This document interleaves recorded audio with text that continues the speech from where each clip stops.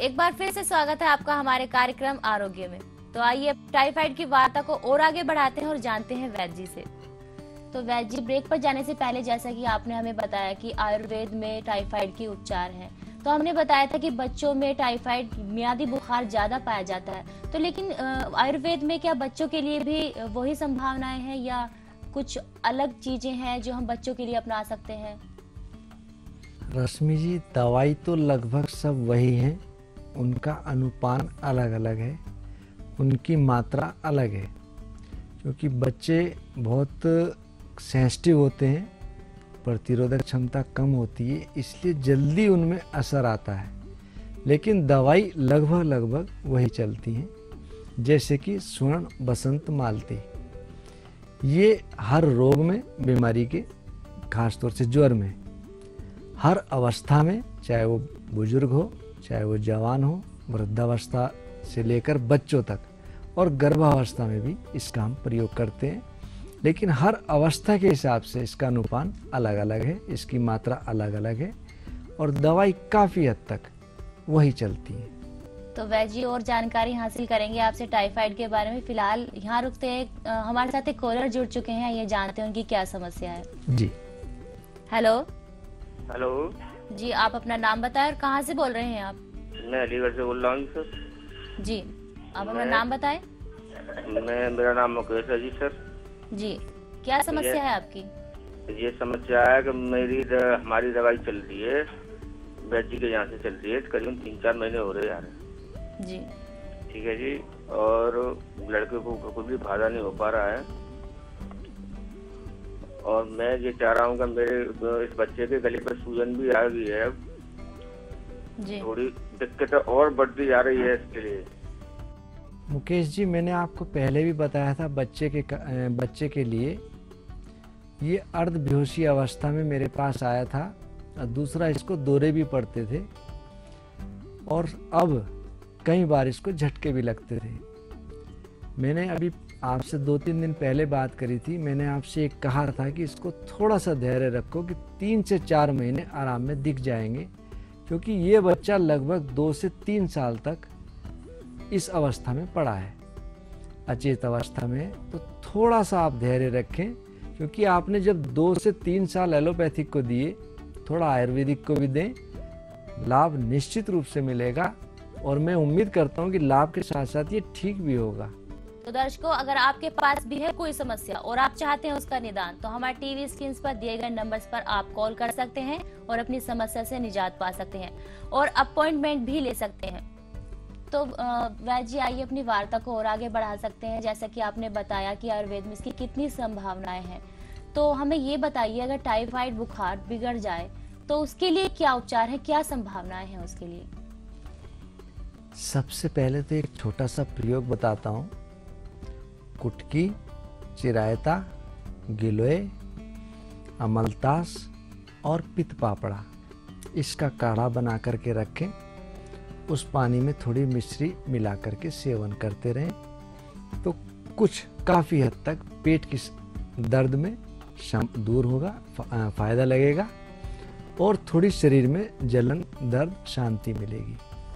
साथ ही साथ मंथर ज्वर में जब कभी, मंथर यानी कि टाइफाइड, मंथर ज्वर में जब कभी विषम ज्वर प्रकटाए, काली मिर्च सह सीतारी, सीतारी अभी मैंने बताया भी था, काली मिर्च सह सीतारी, नारियल जल अजमाए, नारियल जल के साथ अगर इसको सेवन करें तो बहुत लाभ मिलता है। आपको एक बात और कहता हूँ, बुखार होने पर बहुत से लोग कमरे को बिल्कुल टाइट बंद कर लेते हैं, जो कि बहुत गलत है। कमरा यदि हमारा बंद रहेगा तो अच्छा खासा आदमी भी बीमार पड़ने लगेगा, और हमारी कमरे में यदि हवा आती रहेगी, भले चाहे बहुत खिड़की ज़्यादा ना खुली हो, थोड़ी खिड़की खुली हो, हवा पास आउट रहे, तो शरीर को थोड़ा शांति मिलती है। वैद्य जी, आपने इतना सरल उपाय बताया ताकि हम घर पर उसको अपना सके। तो आइए वार्ता को और आगे बढ़ाएंगे, लेकिन इससे पहले मिल लेते हैं आपके एक ऐसे ही पेशेंट से जिससे हमारी टीम मिली, मुन्ना सिंह धामपुर से। आइए जानते हैं उनकी क्या समस्या थी। मेरा नाम मुन्ना सिंह है, ग्राम बैपुर, ढक्का करमचंद, तहसील धामपुर, जिला बिजनौर का रहने वाला हूँ। मुझे एक प्रॉब्लम थी, जो मेरे पेट में पथरी की शिकायत थी, काफ़ी दिनों से थी। और मुरादाबाद, काशीपुर, धामपुर, बिजनौर मैंने इनका ट्रीटमेंट कराया, मुझे कोई रिलीफ नहीं मिल पाया। इतना तेज़ दर्द होता था, इतना तेज़ दर्द होता था कि मैं ज़मीन पर लेट जाता था और इधर उधर तड़पता था बुरी तरह से। तो मुझे किसी गणमान्य व्यक्ति ने बताया कि भाई हरिद्वार जाकर के दीपक कुमार वैद्य जी के यहाँ तो एक बार दिखा दीजिए। मैंने वहाँ दिखाया और मुझे 1-2 महीने में ही उनकी दवाई खाने से रिलीफ मिला और मेरी 4 पथरी एक साथ निकली। बहुत बहुत आभारी और शुक्रगुजार रहूँगा आजीवन तक। तो वैद्य जी, हमें ये बताइए, इनको क्या समस्या थी मुन्ना सिंह को, और आपने इनका कैसे इनका इलाज किया? ये मुन्ना सिंह जी थे, इनको पथरी थी और पथरी के लिए मैंने पहले भी कहा, एलोपैथिक में इसका कोई बहुत रिलायबल सॉल्यूशन नहीं है। और आयुर्वेद में कैसी भी पथरी क्यों ना हो, सिर्फ पित्त की थैली की पथरी को छोड़कर, चाहे गुर्दे में हो, पेशाब की नली में हो, पेशाब की थैली में हो, पथरी कट कट के निकल जाती है। अभी पीछे एक पूना से गुप्ता जी हैं, गुप्ता परिवार, वो मेरे ट्रीटमेंट में हैं। उनके 18 mm की पथरी थी और डॉक्टर ने उनको ये कहा था कि आपको ऑपरेशन करवाना ही पड़ेगा। थोड़ा ऑपरेशन से डरे, वहाँ किसी ने मेरे बारे में बताया, उनका मेरा संपर्क हुआ, बहुत ज़्यादा संतुष्ट नहीं थे, लेकिन मैंने उनसे कहा कि ऑपरेशन लास्ट स्टेज है, इसको आप 1 महीने बाद भी करा सकते हैं। 1 महीने मेरी दवाई सेवन करें और फिर उसके बाद बताएं। अभी 3-4 दिन पहले उनका फ़ोन आया कि वो पथरी अब सिर्फ 11 mm की रह गई। तो आयुर्वेद में कुछ दवाइयाँ पथरी के लिए बहुत अच्छी हैं। इसमें हम लोग एक दवाई बनाते हैं, पथरी नाशक वटी। आज तक इस दवा ने कभी निराश नहीं किया और पथरी को ये तोड़ती है और चूरा करके धीरे धीरे निकालती है। पथरी नाशक वटी मैंने इनको सेवन करवाई, साथ ही साथ यवानिकादि चूर्ण जो हम बनाते हैं उसमें श्वेत परपटी और बेर पत्थर की भस्म, जिसको पाषाण बदर भी कहते हैं, वो इनको मैंने सेवन करवाया। दूसरा है, आपने देखा होगा कि घरों में बहुत से लोग पत्थर चटा भी लगाते हैं। पत्थर चटा के यदि हम 3 पत्ते सुबह वैसे भी खाते रहें तो छोटी मोटी पथरी वहाँ पर नहीं बनेगी और दूर होगी। पानी इस रोग की बहुत अच्छी दवाई है। पानी कम से कम हम 4 से 5 लीटर, लेकिन फिल्टर होना चाहिए, साफ पानी फिल्टर होना चाहिए, उसका सेवन करें तो पथरी अपने आप खिसकने लगती है और निकलने लगती है। और ज़्यादा पानी पीने से हम ये देखते हैं कि डिपॉजिट जो कैल्शियम के पथरी के ऊपर कैल्शियम डिपॉजिट होने लगता है वो नहीं होता, फ्लैशिंग ज़्यादा होगी, डिपॉजिट कम होगा और इस रोग में लाभ मिलता है। और वरुणादिक्वात और स्वादुकंटक जो हम बहुत ही अच्छा किडनी के लिए हमने देखा कि किडनी में इन्फेक्शन हो या सूजन हो, स्वादुकंटक कभी निराश नहीं करता, ये इस बीमारी को दूर करता है और पथरी के कारण कोई संक्रमण या इन्फेक्शन बना हो उसको दूर करता है। आपने देखा कि छोटे से प्रयोग से आज ये पथरी से बिल्कुल दूर हैं और आरामदायक जिंदगी बिता रहे हैं। पथरी में कभी कभी ऐसा होता है कि आदमी इस बात से परेशान हो जाता है कि कब कहाँ दर्द उठ जाए, और इसका दर्द बड़ा बेचैन करने वाला और परेशान करने वाला होता है।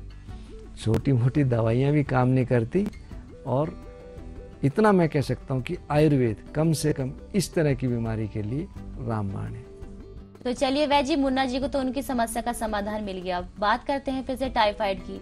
तो हमें ये बताइए, अगर किसी व्यक्ति को टाइफाइड होने की संभावना हो तो वो क्या करे, कैसे उससे निजात पा सकता है, मतलब कैसे उससे बच सकता है शुरुआती दिनों में? नीम का काढ़ा यदि नियमित रूप से सेवन करे या नीम घन वटी 2-2 गोली 1 या 2 बार दिन में सेवन करें तो काफ़ी हद तक इस तरह की बीमारी से हम बच सकते हैं।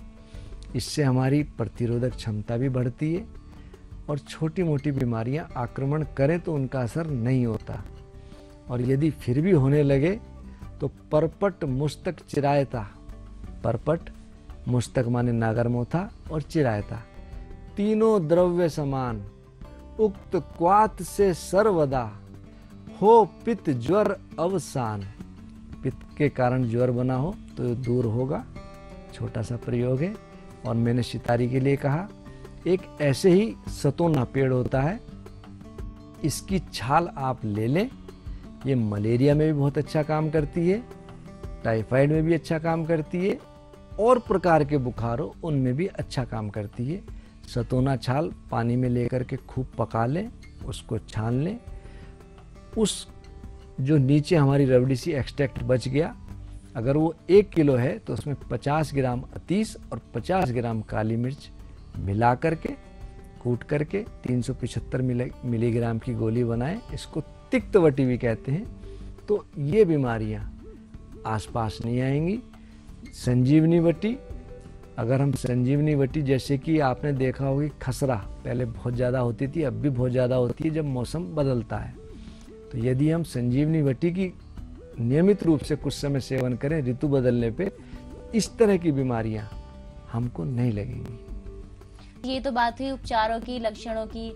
जैसे कि आपके पास दोहों का भंडार है, तो आज आप हमें टाइफाइड पर कौन सा दोहा सुनाना चाहेंगे? गिलोय सोंठ सौंफ घृत सह, पीपली ले अल्प, जीर्ण ज्वर अपशमन में मिलता लाभ अनल्प। इस छोटे से प्रयोग से हमको बुखार में बहुत ज़्यादा लाभ मिलता है।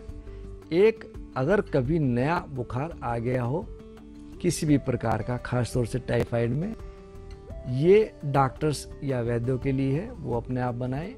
अगर आप खुद बनाना चाहते हैं तो इसमें बस नाप शुद्ध होना चाहिए, नहीं तो लाभ की जगह नुकसान ज़्यादा है। जयपाल जमाल घोटा वो भी शुद्ध होना चाहिए। पारो गंधक बस नाप, त्रिफला और त्रिकुटा लीजिए। त्रिफला हरड़ बेड़ा आंवला, त्रिकुटा सोंठ काली मिर्च पीपल। पारो गंधक बस नाप, त्रिफला त्रिकुटा लीजिए। शुद्ध बीज जयपाल पृथक, सब एक बराबर कीजिए। गुमा रस में घोटी उर्द, समवटी बनाए भाई। शीतल जल सो खाई नवजर, भागे प्राण बचाई। तो दर्शकों, जैसा कि आपने देखा, आज हमने बात की टाइफाइड के बारे में। अगर आपके पास भी है कोई समस्या और आप चाहते हैं उसका निदान, तो आप हमारे टीवी स्क्रीन पर दिए गए नंबर्स पर कॉल कर सकते हैं और अपनी समस्या से निजात पा सकते हैं और अपॉइंटमेंट भी ले सकते हैं। लेकिन अगर आप वैद्य जी से व्यक्तिगत रूप से मिलना चाहते हैं तो वैद्य जी का पता है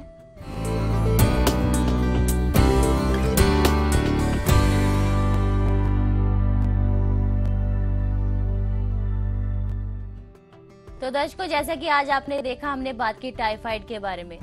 हम इसी तरह रोज आते रहेंगे नई बीमारियों और नए उपचारों के साथ। तब तक के लिए हमें दीजिए इजाजत। नमस्कार। नमस्कार।